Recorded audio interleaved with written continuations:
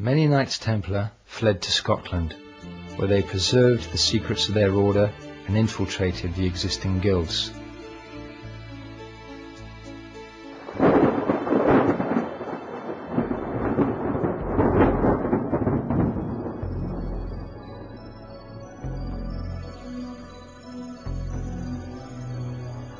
In 1420, the band Knights Templar founded a lodge in Scotland, where they established their international headquarters. The Knights Templar bided their time to found the so-called Scottish Freemasonry. On the 9th of January 1599, some Knights Templar founded the lodge at Atkinson Have in Scotland.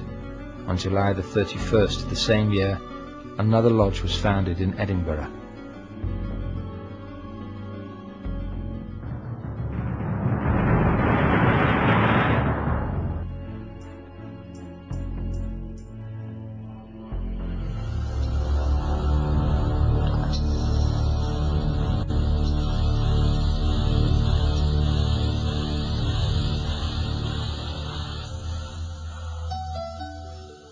The original Freemasons opened their first lodge in York in northern England as early as 926, with the Roman Collegia Fabrorum as prototype. In the lodges of the Freemasons, journeymen were instructed in the complicated secrets of medieval architecture. In 1375, a document, which was later found in the London City Archives, described the Freemasons as craftsmen, whose movements were not restricted by the feudal laws. Instead, they were free to travel around the country and even around the continent.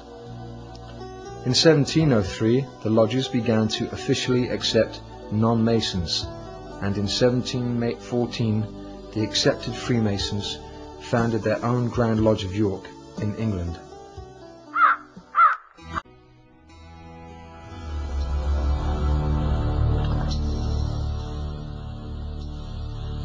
Above one of the columns outside Freemasons' Hall in London, there is a symbol of Masonic global power, the globe rat in a net.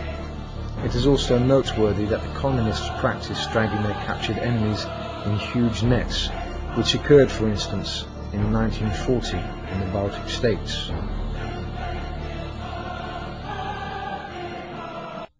Above the main entrance to Freemasons' Hall can be seen the Masonic motto for their power, Alde vide tace, which is Latin for hearken, gain insight, be tacit.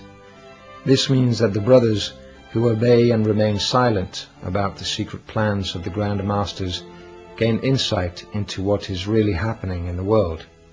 Another inscription, now in Hebrew, above the main entrance, reveals their ideological origin, Kadosh le'Adonai, holy for Yahweh.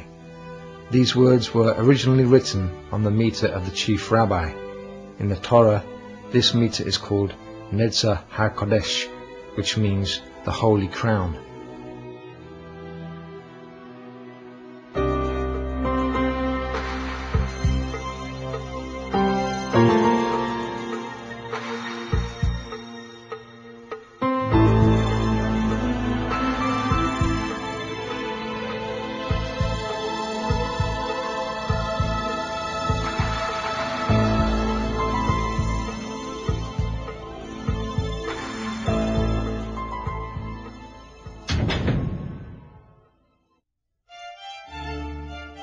Freemasons' Hall is full of various Masonic symbols.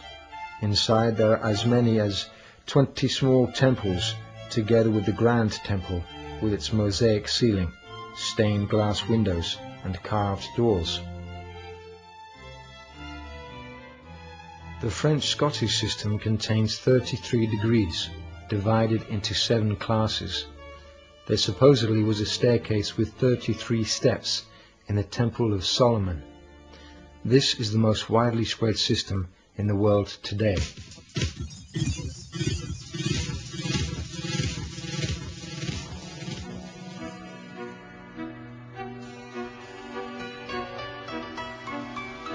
In their propaganda films, the Freemasons only show their ceremonial procession to the Grand Temple.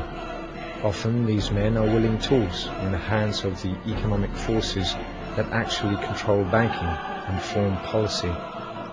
Usually they are not aware of their organization's bloody history. They have only discovered that Freemasonry will benefit their careers, otherwise they would have had difficulty prevailing.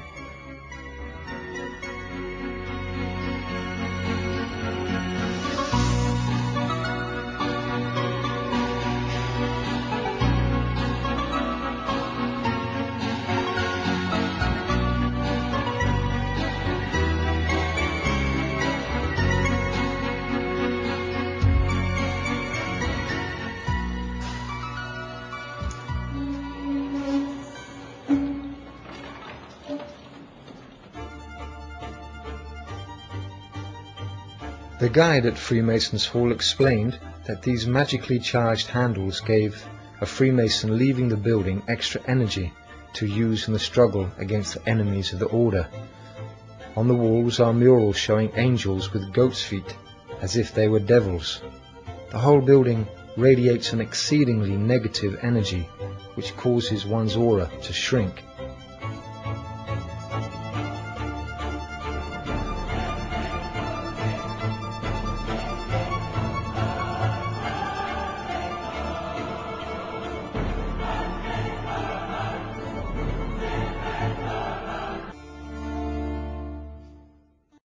Presumably in 1779 the new secret and subversive organization was rechristened the Illuminati Order, and Weishaupt attached it at certain well-chosen points to Freemasonry. Its most important slogan became, "The Illuminati must rule the world." The motto of the Illuminati was freedom, equality, brotherhood. On the 20th of July 1785, the courier of the Illuminati, Jacob Lanz, who worked as a priest, was struck by lightning near Rathenberg in Bavaria and died. He had sewn a list of Illuminati members and some compromising papers into his priest's robe.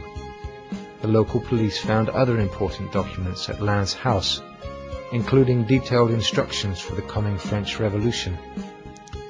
Some of the papers were addressed to the Grand Master of the Grand Orient in Paris. Everything was handed over to the Bavarian government, and on the 4th of August 1785, a ban on secret societies was issued.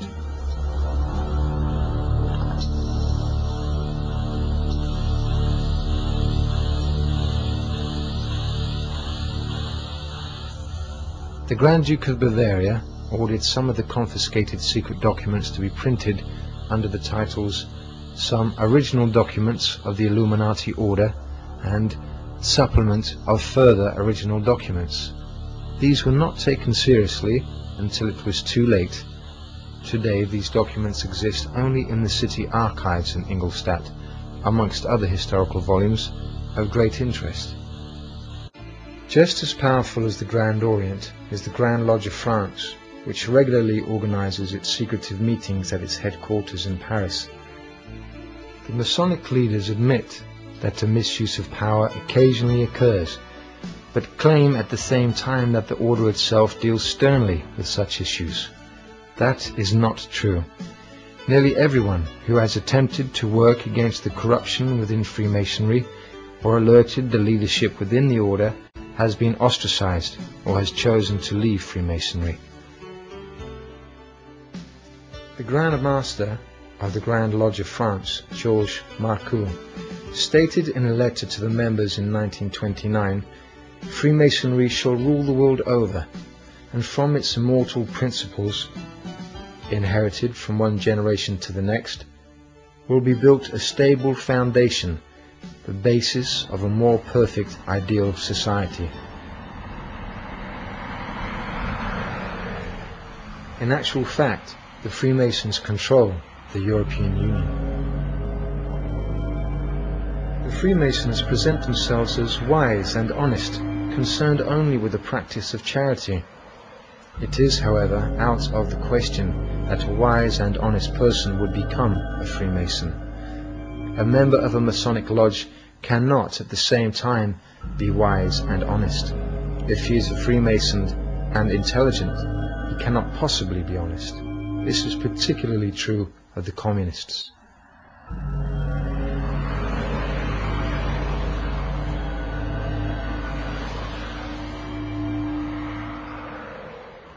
The Masons recognize each other by asking simple questions like, what is the time?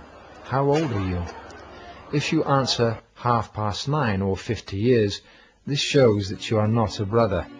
One is supposed to answer, there is no time any longer, or I am very old.